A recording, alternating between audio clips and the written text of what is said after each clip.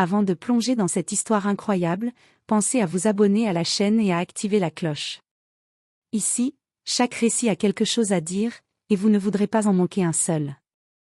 La pluie tombait en rideau serré sur Jacksonville, transformant les rues en miroirs noirs et luisants. La nuit avait un parfum de tempête imminente, et chaque réverbère projetait des halos tremblants sur l'asphalte. Les passants pressaient le pas, serrant leurs manteaux, ignorant que, ce soir, un simple contrôle allait déclencher une chaîne d'événements hors du commun. Dans une berline noire, Daniel Carter, 38 ans, agent spécial du FBI, roulait lentement. Son visage était impassible, mais derrière ses yeux sombres brûlait la fatigue d'une semaine de surveillance intense. Daniel n'était pas qu'un agent, il était celui qu'on appelait pour résoudre des affaires impossibles, infiltrer des réseaux de corruption, et révéler des secrets que beaucoup voulaient garder sous silence. Ce soir-là, il venait de terminer une opération complexe contre un cartel local. Sa voiture était équipée de gadgets sécurisés, son téléphone sécurisé, son badge bien en évidence dans sa poche intérieure. Rien ne devait troubler sa route de retour. Mais la vie avait un sens de l'ironie cruelle. Derrière lui, une voiture de patrouille se mit à clignoter. Gyrophares rouges et bleus. La sirène hurla quelques secondes, puis s'éteignit. Le conducteur, Mark Reynolds, policier blanc de 42 ans, mâchoire serrée, regard perçant, sentit son sang bouillonner en voyant Daniel au volant. Mark n'aimait pas les hommes noirs calmes. Il n'aimait pas qu'on lui résiste par le simple fait d'exister. Et ce soir, il avait décidé de faire respecter la loi à sa manière. Encore un qui se croit au-dessus des règles, murmura-t-il, plus pour lui-même que pour son collègue. Mark fit signe à Daniel de se garer. La pluie frappait leur visage, mais Mark ne voyait qu'une seule chose, un homme noir dans sa ville. Un intrus. Daniel obéit, lentement, main visible, cœur battant mais esprit concentré. Il savait que chaque mouvement serait scruté, et que sa réputation de fédéral pouvait être mise à l'épreuve. Sortez du véhicule. Maintenant, hurla Mark en approchant, main sur son arme. Daniel sortit calmement. Officier, puis-je savoir pourquoi je suis arrêté, demanda-t-il, d'une voix posée mais ferme. Mark ricana, serrant les poings. Le problème, c'est que tu n'es pas d'ici. Et tu sais comment on traite les gens comme toi. Le ton était glacial, rempli de mépris. Le racisme, clair comme la pluie battante sur le pare-brise, était palpable. Avant même que Daniel ait le temps de réagir, Mark le plaqua contre la voiture. Les mains tremblantes, la pluie ruisselant sur ses tempes, Daniel sentit le froid du métal sur sa joue. Il tenta de montrer son badge. Agent spécial Daniel Carter, FBI. Mark éclata de rire. Bien sûr, et je suis le président des États-Unis. Les menottes claquèrent. Les passants, certains filmant déjà avec leur téléphone, murmuraient des commentaires incrédules. Personne ne savait encore que ce simple contrôle allait déclencher un scandale national. Ce que Mark ignorait, Daniel n'était pas seulement un agent spécial. Il était l'homme qui, dans les semaines à venir, allait exposer une corruption massive, une corruption qui touchait même le département de Mark. Et ce soir, Mark venait de déclencher sa propre chute. La pluie tombait toujours, comme pour laver la ville, ou peut-être pour pleurer sur la justice que Mark venait de bafouer. La salle d'interrogatoire du commissariat de Jacksonville était froide, étouffante et dépouillée. Les néons crépitaient au-dessus d'une table métallique, et une seule chaise trônait au centre, face à une vitre sans teint. Daniel Carter était assis, menotté, le regard calme mais vigilant. Il savait exactement ce qu'il fallait faire. Chaque mouvement, chaque parole, devait être calculé. Mark Reynolds entra dans la pièce, son manteau trempé de pluie, le visage rouge de colère et de frustration. Son collègue, l'agent Paul Simmons, resta dans l'ombre, évitant le regard de Daniel, comme s'il pressentait que cette situation allait déraper. « Alors, monsieur ?» Daniel Carter. Agent spécial du FBI, hein, dit Mark en claquant un dossier sur la table. Le bruit fit écho dans la pièce vide. Oui, officier. Et je vous ai déjà montré mon badge. Je suis ici légalement, répondit Daniel, d'une voix posée. Mark ricana. Légalement? Oh oui, bien sûr, et moi je suis le maire de cette ville. Il frappa la table de toutes ses forces, faisant trembler les menottes aux poignets de Daniel. Daniel soupira légèrement. Sa patience n'était pas infinie, mais il savait que céder à la colère ne ferait qu'aggraver les choses. Il observa le visage de Mark, cherchant une faille, un signe de doute. « Officier Reynolds, je comprends que vous vouliez faire votre travail. Mais vous venez d'arrêter un agent fédéral. Cette erreur pourrait vous coûter très cher. » Mark se figea. Son sourire arrogant vacilla. « Et tu crois vraiment que j'ai peur de toi ?» cracha-t-il. Daniel inclina légèrement la tête, presque avec compassion. « Non, je ne crois pas que vous ayez peur. Mais vous devriez réfléchir à ce que vos actions impliquent. » Mark éclata de rire nerveusement, comme pour masquer la tension qui montait. « Tu penses que je vais me laisser intimider par un type comme toi ? Je ne cherche pas à vous intimider, Mark. Je vous donne juste un conseil, tout ce que vous faites ce soir est enregistré. » Daniel fit un léger geste vers la caméra de surveillance de la salle. Le rire de Mark se coupa. Une goutte de sueur perla sur sa tempe. Daniel avait parlé calmement, mais chaque mot pesait comme un marteau. « Enregistré ? Tu crois que ça va me sauver ?» grogna Mark. Daniel ne répondit pas. Il savait qu'il n'avait pas besoin de menacer. La vérité parlerait pour lui. Pendant ce temps, Simmons, toujours silencieux, jeta un coup d'œil vers le couloir. Son téléphone vibra. Un message, FBI, vérifiez identité de Carter immédiatement. Son regard se posa sur Daniel. Pour la première fois, il vit quelque chose qu'il n'avait jamais remarqué, un calme absolu, presque intimidant. Mark, sentant que le contrôle lui échappait, frappa de nouveau la table. « Alors tu vas rester là, à me dire que je suis en faute ? Je décide qui fait quoi ici. » Daniel inspira profondément. Puis, d'une voix ferme mais glaciale, il dit. « Mark, si vous ne me relâchez pas maintenant, je vous garantis que chaque erreur que vous venez de commettre sera connue du FBI, et que vous paierez le prix fort. » Mark se leva brusquement, renversant la chaise de Daniel. « Tu oses me menacer ?» hurla-t-il. « Je ne menace pas. Je vous informe, » répondit Daniel, imperturbable. À cet instant, un bruit de téléphone retentit dans le couloir. Simmons reçut un appel urgent du FBI, agent Carter arrêté par la police locale, vérifiez immédiatement. Mark pâlit légèrement. Ses mains tremblaient. Il venait de réaliser l'ampleur de son erreur. Et ce qu'il pensait être un simple contrôle routier venait de devenir un scandale fédéral. Daniel, menotté, le regarda avec une intensité glaciale. La tempête à l'extérieur semblait refléter la tempête à l'intérieur de cette salle. Mark venait de découvrir que son arrogance et son racisme allaient lui coûter bien plus qu'un simple rapport disciplinaire. Vous venez de déclencher une enquête fédérale, Mark. Tout ce que vous ferez à partir de maintenant sera scruté. Et croyez-moi, je ne suis pas quelqu'un que vous voulez voir en colère. Mark recula, le souffle court. Daniel, toujours calme, savait qu'il venait de prendre l'ascendant. La partie était loin d'être terminée, mais la première manche venait d'être gagnée.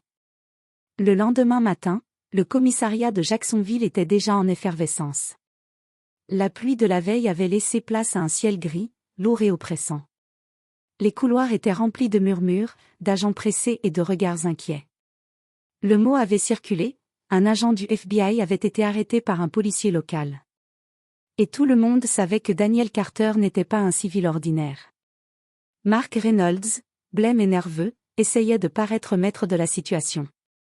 Mais son visage trahissait l'angoisse. Chaque téléphone qui sonnait, chaque collègue qui passait à côté, faisait battre son cœur un peu plus vite. Daniel, lui, avait été relâché par l'intervention rapide du FBI, mais il n'était pas parti pour oublier. Au contraire, il avait déjà un plan. L'agent noir avait compris que la seule façon de faire payer l'arrogance et le racisme de Mark était de l'exposer publiquement, et légalement. À 10 heures, Daniel fit son entrée dans le commissariat, cette fois non pas menotté, mais en civil, badge officiel autour du cou et regard perçant. Chaque pas résonnait dans le couloir silencieux. Les agents le reconnaissaient immédiatement. Quelques murmures traversaient la pièce. C'est lui, l'agent spécial Carter. Le FBI ? Mais, Comment? Mark, assis derrière son bureau, sentit le sol se dérober sous ses pieds. Ses mains tremblaient, sa voix se brisait lorsqu'il tenta de parler. Daniel, Mais Daniel ne lui laissa pas le temps. Il sortit calmement un petit enregistreur qu'il avait caché dans sa poche. Tout ce que vous m'avez fait subir hier soir a été enregistré, Mark. Chaque mot, chaque geste. Je vais transmettre cela au département du FBI et à l'inspection générale de la police. Vous allez devoir répondre de vos actes. Les yeux de Mark s'écarquillèrent. Il réalisa, trop tard, que son arrogance et son racisme venaient de le piéger dans un engrenage dont il ne sortirait pas indemne. Daniel ne voulait pas humilier gratuitement Mark devant ses collègues. Non. Il voulait que justice soit faite, proprement et légalement. Mais il savait aussi que les mots et les preuves suffiraient à provoquer la chute de Reynolds. Il prit une profonde inspiration et annonça calmement. Mark, je vais vous donner un conseil. La seule chose qui pourrait vous sauver maintenant, c'est de coopérer pleinement. Tout ce que vous cachiez pourrait être révélé, et croyez-moi, je connais certaines de vos opérations internes. Mark déglutit. Son visage devint livide. Il ne pouvait nier les preuves, et il savait que chaque geste impulsif pourrait coûter sa carrière. Pendant ce temps, Simmons, le collègue de Mark, observait la scène avec un mélange de peur et de fascination. Il avait toujours senti que quelque chose n'allait pas avec son partenaire, mais maintenant, il voyait clairement l'ampleur de la catastrophe imminente. En moins de 2 heures, la nouvelle avait déjà circulé. Un policier raciste avait arrêté un agent fédéral noir, et les enregistrements avaient été vérifiés. Les supérieurs de Mark commencèrent à intervenir, le visage grave, lui demandant des explications. Mark tenta de nier, de justifier ses actes, mais chaque mot renforçait l'évidence. Il avait laissé le racisme guider ses actions, et cela avait failli coûter cher à un agent fédéral en mission. Daniel, quant à lui, était déjà en train de planifier l'étape suivante. Il savait que révéler publiquement l'affaire, avec toutes les preuves en main, provoquerait non seulement la chute de Mark, mais servirait aussi d'exemple à tous ceux qui pensaient pouvoir impunément juger quelqu'un sur la couleur de sa peau. À la fin de la journée, Mark Reynolds était assis seul dans son bureau, en état de choc. Son téléphone ne cessait de sonner, et chaque appel était une nouvelle menace. FBI, inspection générale, collègues, tout le monde voulait des explications. Daniel, de son côté, avait quitté le commissariat, calme et implacable, sachant qu'il venait de poser la première pierre de la justice. Et dans cette ville, où la pluie semblait tomber sans fin, chacun savait maintenant que la justice avait trouvé son agent, et que personne ne pourrait l'arrêter. Le lendemain matin, Jacksonville semblait plus silencieuse que d'habitude. Les journaux locaux avaient déjà publié les premières lignes. Un policier arrêtait un agent fédéral, la vidéo fait le tour de la ville. Dans le commissariat, la tension était palpable. Chaque agent évitait de croiser le regard de Mark Reynolds, dont le visage blême trahissait l'angoisse. Même les collègues les plus loyaux commençaient à murmurer derrière son dos. Daniel Carter, calme et déterminé, était revenu dans la ville pour superviser personnellement l'enquête. Il savait que Mark ne serait pas le seul à répondre de ses actes, la hiérarchie entière allait être ébranlée. Mark fut appelé dans la salle principale du commissariat. Il n'était pas seul, le chef de la police, Richard Hawkins, un homme rigide mais juste, était là, accompagné de 2 représentants du FBI. « Mark, asseyez-vous » ordonna Hawkins, la voix grave. Mark s'exécuta, incapable de parler. Chaque mot qu'il aurait pu prononcer semblait coincé dans sa gorge. Daniel entra ensuite, badge en évidence. Il posa lentement l'enregistreur sur la table. « Mark Reynolds, je crois que vous vous souvenez de cette scène, hier soir, » dit Daniel d'une voix glaciale. Il appuya sur play. Les cris, les menottes, le ton raciste de Mark résonnèrent dans la pièce. Chaque agent présent, même ceux loyaux à Mark, pâlit. Le silence était assourdissant. « Comment expliquez-vous ceci » demanda Daniel, fixant Mark avec intensité. Mark balbutia des excuses maladroites. « C'était, je pensais qu'il... » Mais personne n'écoutait. Les preuves étaient irréfutables. Le FBI, le chef Hawkins, et même ses collègues comprenaient que Mark venait de commettre une faute professionnelle monumentale. À peine l'audience interne terminée, les enregistrements avaient fuité à la presse. Les réseaux sociaux explosaient, vidéos, commentaires, débats en direct. L'affaire était devenue nationale. Daniel, toujours calme, savait exactement ce qu'il faisait. Il avait planifié chaque étape pour que Mark ne puisse pas se défendre. Le policier raciste, qui avait cru pouvoir humilier un agent noir sans conséquence, voyait maintenant sa carrière s'effondrer sous ses yeux. Les journalistes appelaient le commissariat, les chaînes nationales demandaient des interviews, et le nom de Mark Reynolds était sur toutes les lèvres. Chaque agent dans le département savait désormais que tolérer le racisme au travail pouvait coûter très cher. Ses collègues, qui autrefois le respectaient, se détournaient. Même son supérieur immédiat, l'adjoint Collins, lui conseillait de démissionner pour sauver ce qui pouvait l'être. Mais Mark savait qu'il avait franchi une ligne irréversible. Dans son bureau, il regardait son uniforme et ses décorations. Tout cela semblait maintenant inutile. La pluie de la veille, le contrôle routier, la colère aveugle, tout avait conduit à ce moment humiliant et fatal. Pendant ce temps, Daniel sortait du commissariat, impassible. La justice avait été servie, et le message envoyé, aucune autorité ne peut se croire au-dessus de la loi, ni au-dessus des autres, en fonction de la couleur de leur peau. Dans les jours suivants, l'affaire devint nationale. Le FBI lança une enquête complète sur le département de Jacksonville, révélant des pratiques discriminatoires et des abus de pouvoir. Mark fut suspendu immédiatement, et son nom ne tarda pas à apparaître sur tous les rapports disciplinaires. Daniel, quant à lui, avait non seulement fait payer Mark, mais avait aussi envoyé un signal fort à toute la communauté policière: le racisme et l'abus de pouvoir ont un prix, et personne, pas même un policier en uniforme, n'est au-dessus des conséquences. À la fin de cette semaine tumultueuse, Daniel se tenait à l'extérieur du commissariat, regardant le ciel gris de Jacksonville. La ville venait de recevoir une leçon que personne n'oublierait. Et Daniel, malgré la pluie et le chaos, savait qu'il venait de transformer une nuit d'injustice en un exemple de justice éclatante. Les semaines suivantes furent un tourbillon médiatique. Les images de l'arrestation injuste et raciste de Daniel Carter avaient fait le tour du pays. Le commissariat de Jacksonville était sous surveillance constante. Chaque agent savait que le moindre faux pas pouvait être enregistré et révélé. Mark Reynolds, quant à lui, était devenu l'incarnation de l'échec et de l'arrogance punie. Suspendu de ses fonctions, incapable de travailler dans la police, il passait ses journées à recevoir des appels du FBI, du département d'inspection interne et même de la presse. Les vidéos de son comportement avaient été analysées par tous les experts en droit et en procédure policière. Un mois après l'incident, Mark fut convoqué devant une commission disciplinaire du FBI et du département de police locale. Chaque preuve, chaque témoignage de collègues, chaque enregistrement de la nuit de l'arrestation était présenté. Le président de la commission, l'inspecteur général Williams, ne laissait aucun doute. Monsieur Reynolds, vos actions constituent non seulement un abus de pouvoir, mais également un acte de discrimination raciale manifeste. Vous êtes tenu responsable de vos actes et vos fonctions dans la police sont terminées. Mark tenta de se défendre, de justifier son comportement, mais personne ne l'écoutait. Chaque mot renforçait la gravité de sa faute.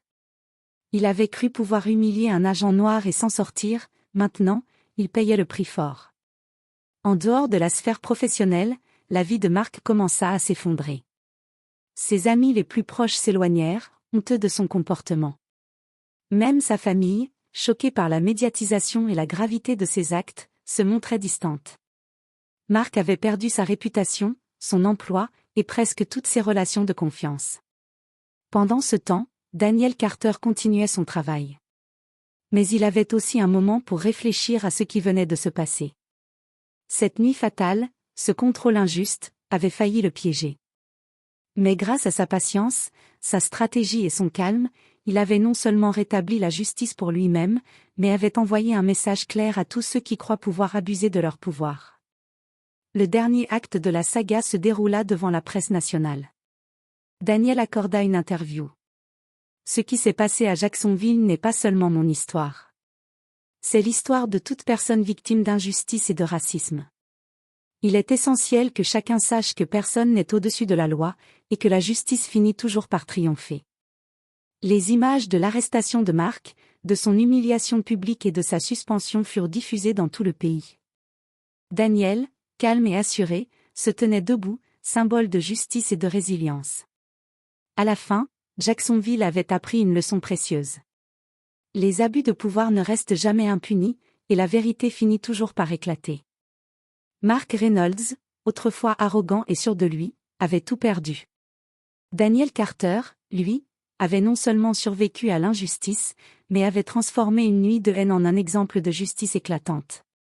Et dans le ciel gris de la ville, après des semaines de pluie et de chaos, un rayon de lumière traversa les nuages, comme pour symboliser la fin d'un chapitre sombre et le début d'un nouvel espoir.